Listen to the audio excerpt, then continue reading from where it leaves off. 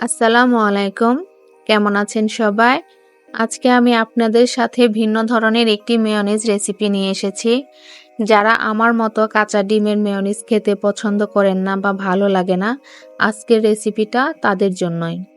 আমিও কাঁচা ডিমের মেয়োনিজ একদমই পছন্দ করি না বা ভিতর থেকে তৃপ্তি আসে না খাওয়ার জন্য। এজন্যই আজকে আমি সেদ্ধ ডিম দিয়ে আপনাদের সাথে মেয়োনিজ তৈরি করে দেখাবো। আর এই সেদ্ধ ডিমের মেয়োনিজটা এতটাই টেস্টি যে আপনি বুঝতেই পারবেন না যে এটা কাঁচা ডিম দিয়ে করা হয়েছে নাকি সেদ্ধ ডিম দিয়ে করা হয়েছে। আর এটা খাওয়ার সময় কিন্তু অন্যরকম একটা তৃপ্তিও চলে আসে যেহেতু ডিমটা সিদ্ধ করে নিয়েছি। দেখলেই বুঝতে পারবেন যে আমার মেয়োনিজটা কতটা পারফেক্ট হয়েছে আর কতটা সুন্দর হয়েছে। তো আমি এই মেয়োনিজটা বানানোর জন্য প্রথমে একটি ডিম সিদ্ধ করে নিয়েছি। এখন আমি ডিমের খোসাটা ছাড়িয়ে নেব। খোসা ছাড়ানো হয়ে গেলে এটাকে আমি ভালোমতো ধুয়ে পরিষ্কার করে একটি ব্লেন্ডার জারে দিয়ে দেব। তারপর আমি একে একে সব উপকরণ দিয়ে দেব। প্রথমে আমি স্বাদমতো লবণ দিয়ে নিয়েছি। তারপরে এখানে দিয়ে নেব কালো গোলমরিচের গুঁড়া। এখানে 4 থেকে 5টা গোলমরিচের গুঁড়া আছে। এখন আমি দিয়ে নেব 1 চা চামচ সিরকা। আর আপনাদের যাদের সিরকা ভালো লাগে না তারা কিন্তু এই সিরকাটা না দিয়ে লেবুর রস দিতে পারেন। তারপরে আমি 2 টেবিল চামচ ভরে ভরে মিল্ক পাউডার দিয়ে দিব। তারপরে আমি দিয়ে নেব 2 টেবিল চামচ অলিভ অয়েল।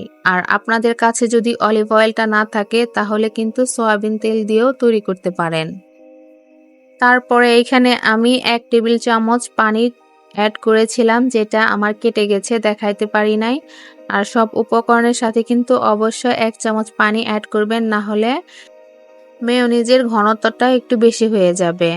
আর দেখুন আমি ব্লেন্ডারে কিন্তু ব্লেন্ড করে নিয়ে এসেছি। এটা দেখতে কিন্তু খুবই সুন্দর লাগতেছে এবং এটা টেস্টও অনেক বেশি ভালো ছিল। আপনি বুঝতেই পারবেন না যে এটা কাঁচা ডিমের নাকি সেদ্ধ ডিমের। আর সেদ্ধ ডিমের করার কারণে কিন্তু এটা খেতে একটা অন্যরকম তৃপ্তি আসে। আমার বিশেষ করে এটা খেতে খুব ভালো লেগেছে কারণ আমার কাঁচা ডিমের মেয়োনিজটা খেতে একদমই ভালো লাগে না। আর এই মেয়োনিজটা তৈরি করতে কিন্তু একদমই সময় লাগেনি। আমার মাত্র 1.5 থেকে 2 মিনিট সময় লেগেছে ব্লেন্ডারে ব্লেন্ড করতে। তো আপনাদেরও ঠিক এতটুকু সময় লাগবে, বেশি সময় লাগবে না। অবশ্যই একবার বাসায় ট্রাই করে দেখতে পারেন। মেয়োনিজটা কিন্তু অবশ্যই অনেক সুন্দর হয়েছিল।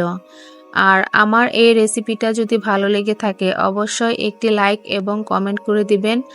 আর এই ধরনের সহজ এবং মজাদার সহজ রেসিপি পাওয়ার জন্য অবশ্যই আমার চ্যানেলের সাথে থাকবেন। ভালো থাকবেন সবাই। আল্লাহ হাফেজ।